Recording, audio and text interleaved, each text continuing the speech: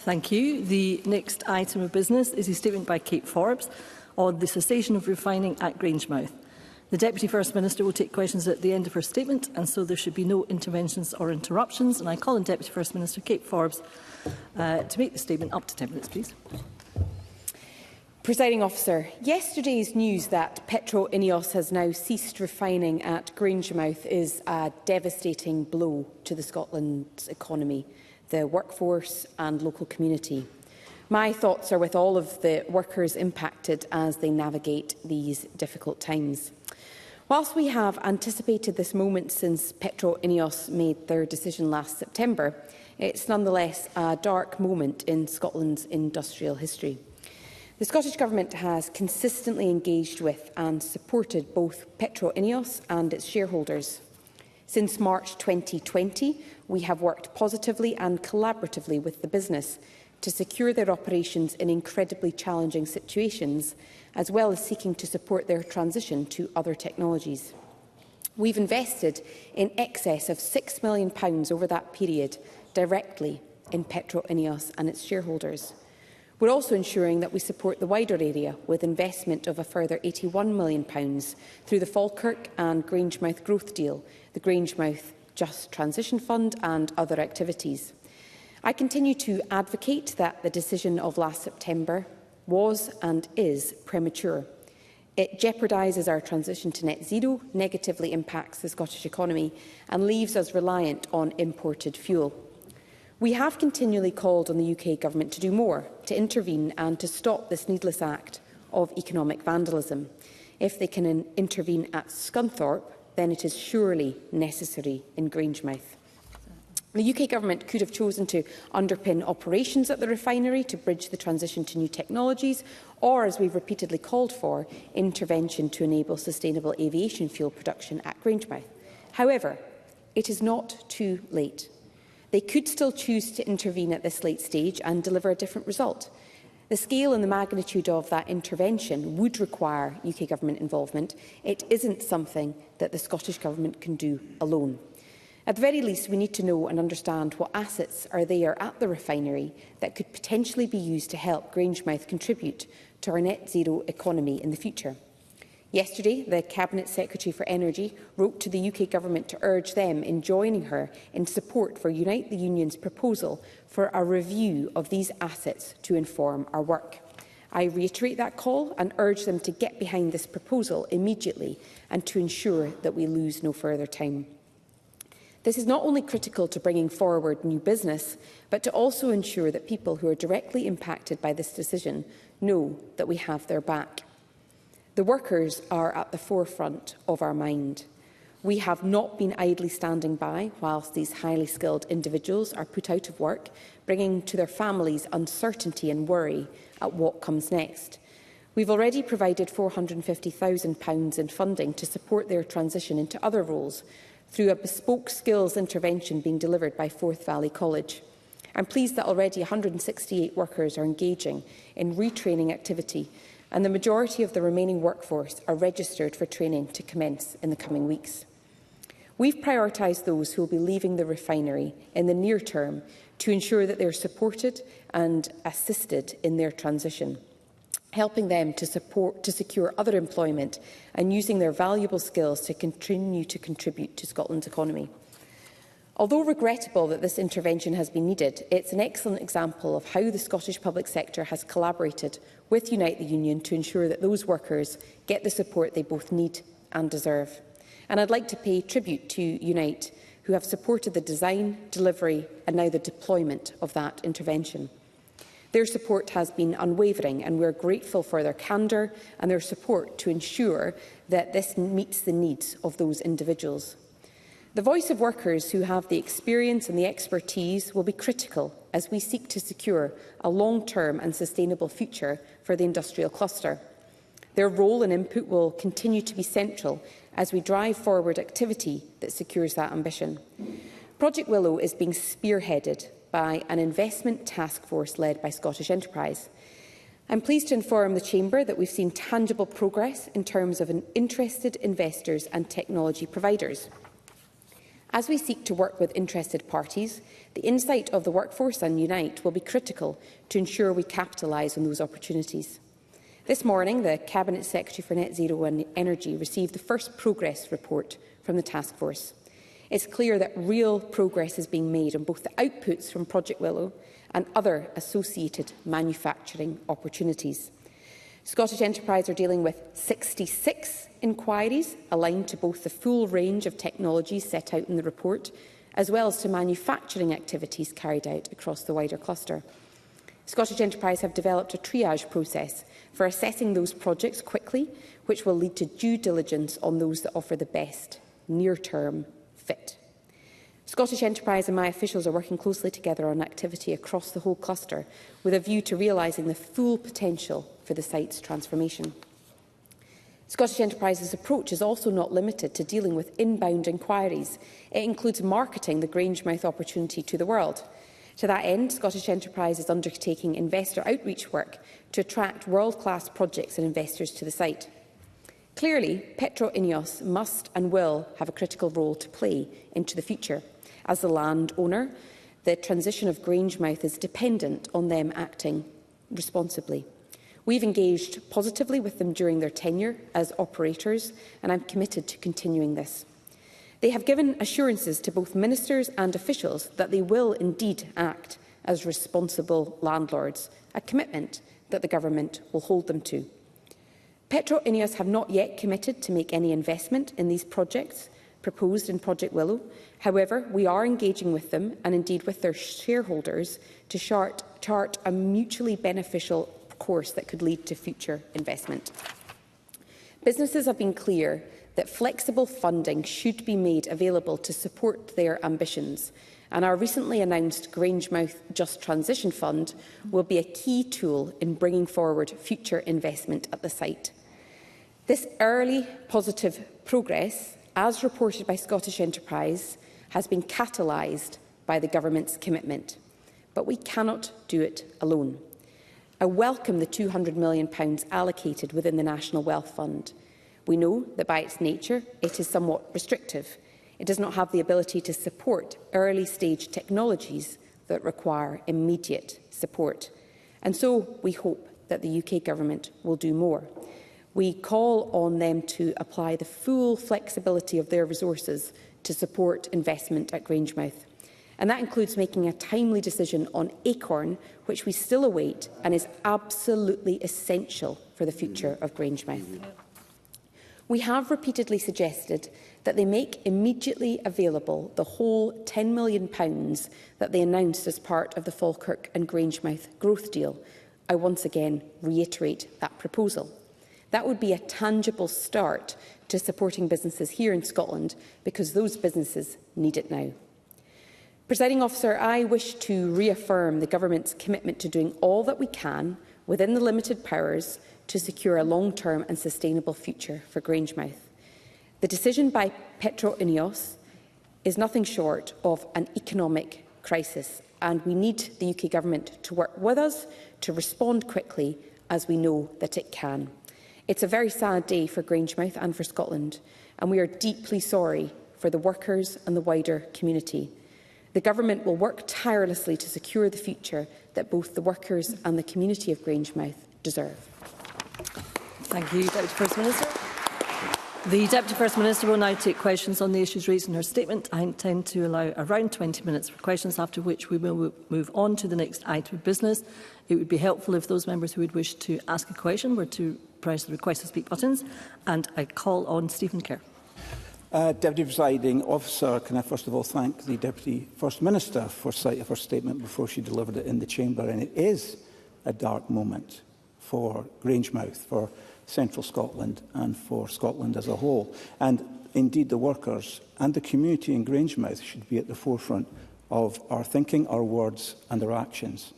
But I would like to begin by saying bluntly that I am deeply concerned that the closure of refining at Grangemouth is being played by SNP politicians as a constitutional game.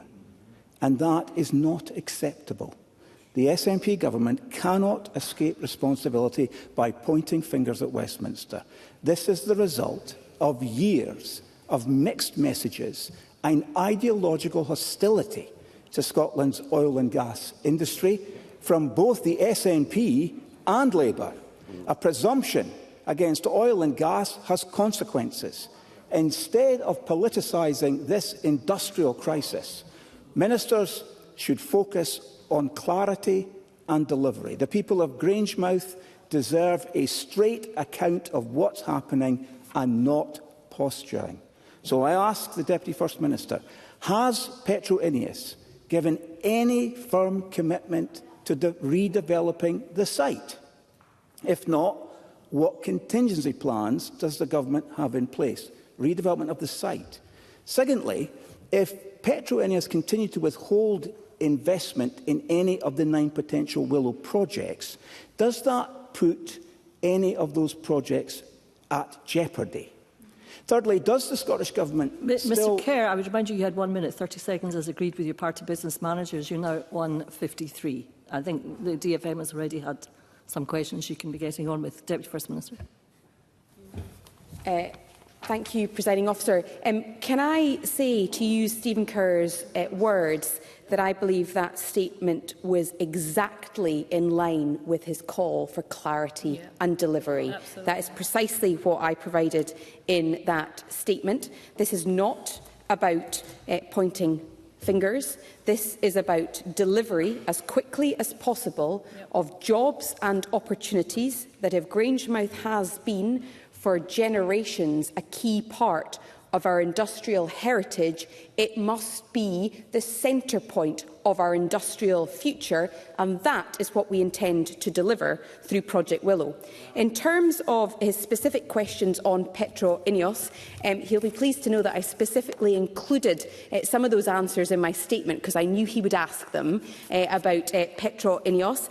I think I said in my statement that they haven't as yet committed to making those investments. He asked whether that jeopardised Project Willow. It doesn't, because the Project Willow is all about working with partners who, and I mentioned that we've had 66 expressions of interest, some of which are in line with Project Willow. Others are not in line with Project Willow but could present incredible opportunities, and they've been attracted by the supportive environment that they found here in Scotland.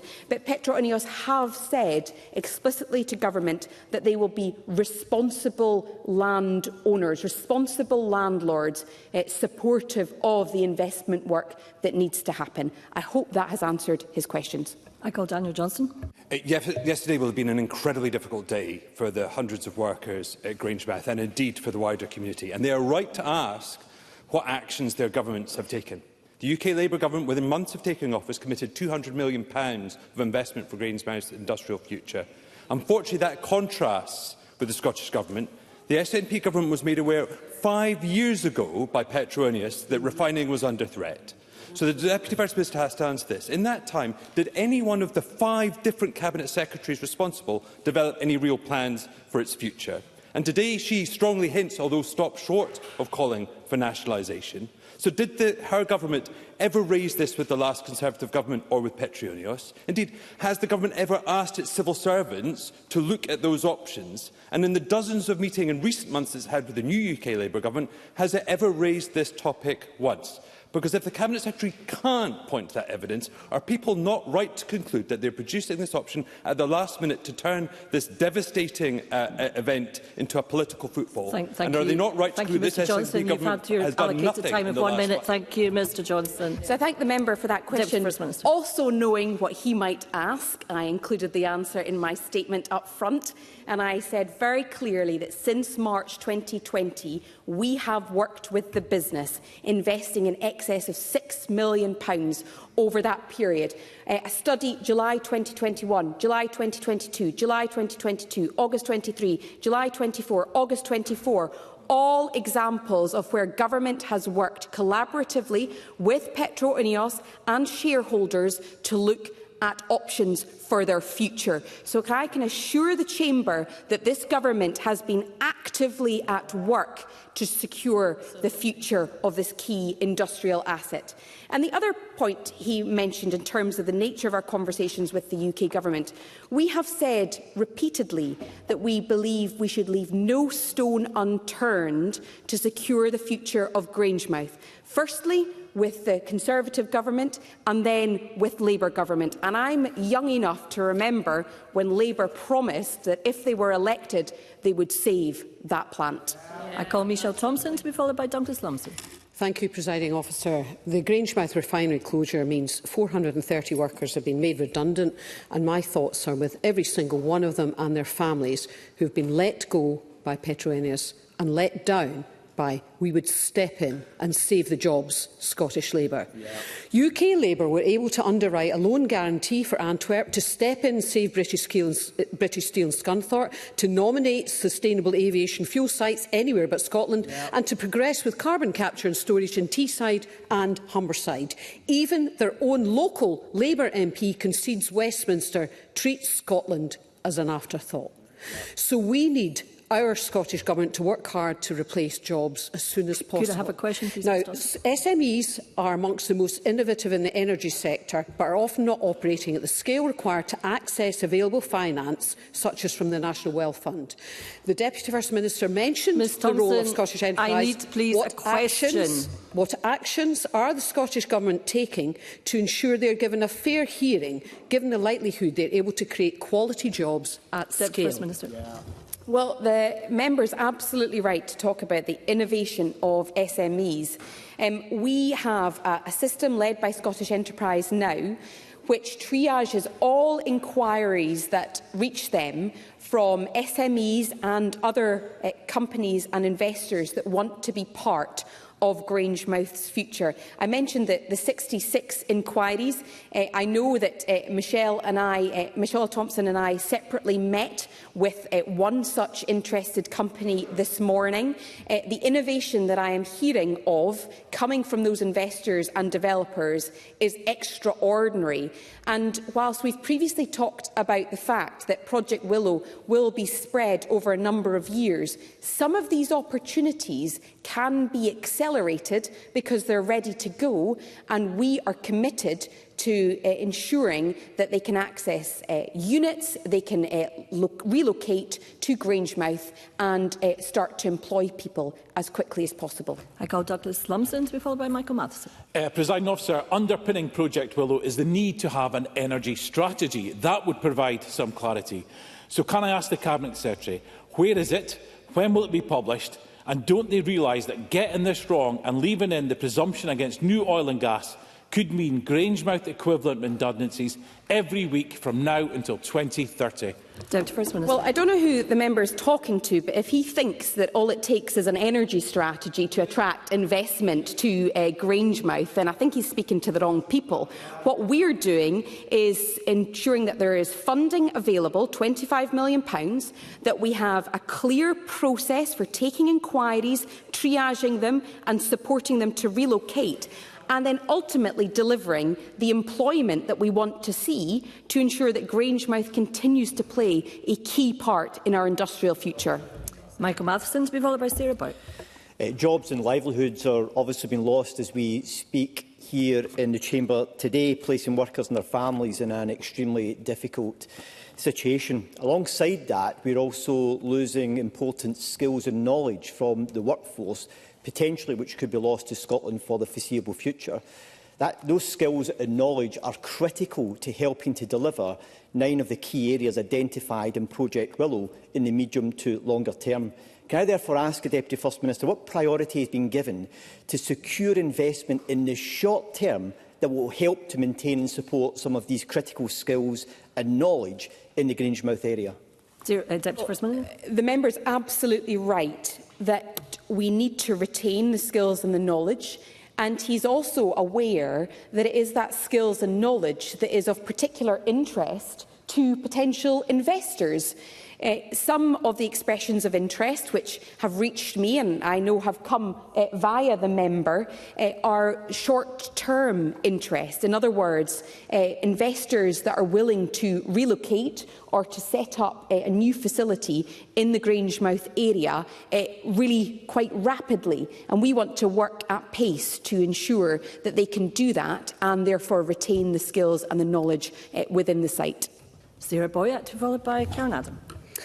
Having attended both the Project Willow briefings, I agree with the need for urgent action. So could the Deputy First Minister give us a timescale for the Scottish Government delivering the regulatory changes to enable the use of Scottish DRS waste resources, bioresources, agriculture and forestry resources, which are absolutely critical for the development of sustainable aviation fuel in Heifer? Deputy First Minister. Well, I thank the member for that point, because she's absolutely right that this isn't just about funding, but it is also about some regulatory changes. She'll be aware, perhaps, from previous answers that I've given, that it's one of the areas that we're trying to accelerate with the UK Government, working together in order to accelerate those changes. It's not entirely within my gift. That is something that we want to work collectively. We need to work collectively with them. But from our perspective, all of this is as quickly as possible. Karen Adam, to be followed by Gillian Mackay. Thank you, Presiding Officer. This is another example of successive London-based governments snubbing Scotland. The Acorn project at St Fergus in my constituency, which was delayed again and again, was key to Grangemouth, and now that project is in jeopardy and it's a disgrace. While billions are found for projects in England, Scotland is left behind. Does the Cabinet Secretary agree with me that given the implications for industry and the just transition for both Grangemouth and the North East, Acorn must be an immediate priority? Deputy First Minister. There's absolutely no doubt that the development of Acorn is vital to support the decarbonisation of Scotland's industry and the future of industries at Grangemouth and across Scotland. We need urgent clarity on the Acorn project. We have been waiting for that clarity for an awfully long time, and we need the UK Government to confirm the Track 2 status at the earliest opportunity, provide funding for the Acorn project to end the uncertainty and to give even more momentum to the opportunities in and around Grangemouth. Gillian Mackay, to be followed by Beatrice Wishart. Well, the retraining project is very welcome, and I'm glad Unite has been so engaged. The gap between the end of refining and what comes next on the site seems currently unknown. The Deputy First Minister referenced the Unite ask for an audit of the assets, but additionally to that, we need to find out how long any parts of the refinery may take to decommission to ensure we lose as few skills as possible from the local area. Does the Deputy First Minister have any assurances on time frame from the operator on how long it will take to prepare the site for other industries to use it? Deputy First Minister. Well, on a number of points. Firstly, in terms of the gap, it's exactly that gap that we want to shrink by accelerating opportunities. In terms of the audit, the letter was just sent this morning or last night on the audit, and I'm sure we'll be able to update her as soon as I have something clearer in terms of an answer. I call Beatrice Wishart, to be followed by Kevin Stewart. Thank you, Presiding Officer, and thank you to the Deputy First Minister for advance sight of the statement. And I too would like to associate myself with the comments of the Deputy First Minister about the workers, their families and community at this difficult time. Many of the workers at the refinery will be looking for more secure work. We have a shortage of skilled workers in many sectors, as others have highlighted. I note the training programmes, but does the Deputy First Minister have an understanding of how many of those skilled workers plan to remain in Scotland so we don't lose those skills to other countries? Deputy First Minister. Well, I mentioned the sums of funding that the Government has invested. We are working with the wider workforce right across the entirety of the industrial cluster. She's right to say that at a time of skills shortage, which is indicative of the pace of growth across some of our industries, that the skills and the knowledge of Grangemouth workers are in high demand. And we're committed to supporting that retraining effort. Quite clearly, we want to retain all of those workers, and we are working as hard as possible to do that. I call Kevin Stewart to be followed by Murdo Fraser. Thank you, Presiding Officer. Project Willow confirmed that one of the options for the future of Grangemouth was the production of sustainable aviation fuel, an industry the Westminster Government has spent £50 million on to benefit Teesside. Has the Cabinet Secretary had any engagement with the UK Labour Government about SAF investment for Grangemouth in Scotland? And does the Cabinet Secretary share my concerns that Westminster has focused solely on sustainable aviation fuel development south of the border, and that once again Scotland has been treated as an afterthought? Deputy First Minister. Well, we have been calling on investment from the UK Government, and specifically more flexible forms of investment, but it also requires more than investment, because Project Willow clearly states that we need UK ministers to think about the regulatory landscape, in particular the recommendations around the HEFA pathway, which recommends both a delay to the HEFA cap implementation and an exemption for domestic feedstocks, alongside consideration of oil-based cover crops as an eligible feedstock under the SAF mandate. And the reason I go into that level of detail is because we need clarity on both. We want to see decisive action taken so that there is sufficient incentive for sustainable aviation fuel production in Scotland, as well as what is progressing at pace at Teesside. Murdo Fraser to be followed by Jackie Dunbar. Thank you. We need to avoid future closures in the energy sector after the end of refining at Grangemouth. Gary Smith from the GMB Union describes Labour's decision not to grant new licences for oil and gas extraction in the North Sea as absolute madness. The Scottish Government are very coy as to where they stand, so can I ask the Deputy First Minister very clearly, does the Scottish Government support the granting of new licences for projects such as Rosebank? Yes or no? Deputy First Minister. I, of course, think that the Scottish Government has been crystal clear on what we need to see, that we need to see energy security prioritised. We need to ensure that we have the right energy mix in terms of ensuring that energy security. And what people in Scotland really want to see more than anything else is cheaper energy bills. Because the member started his question by talking about industrial failings, and he will know that the reason nearly always cited is the high cost of energy. So if we do want a sustainable industrial base across Scotland, we need to reduce the cost of energy so that it is competitive with what the charges are across Europe and further afield. I call Jackie Dunbar to be followed by Richard Leonard. Thank you, Presiding Officer. We cannot sit back and watch another economic crisis unfold in Scotland due to Westminster's inaction. So can the Deputy First Minister speak any further on what steps the Scottish Government has taken to help preserve the skills that Grangemouth's workforce have as we continue our just transition? Deputy First Minister. Well, we've worked with Forth Valley College to assess the training needs of those who have lost their jobs and deliver tailored reskilling supporting their future employment. We value those highly skilled workers and the contribution that they can bring to realising the potential of Project Willow and wider opportunities across the cluster. So that skills intervention is delivered in consultation with Skills Development Scotland and also Unite and the UK Government as well, to ensure that we do support retention of those skills. And I call Richard Leonard. Thank you, Deputy Presiding Officer. And can I remind members of my voluntary register of trade union interests?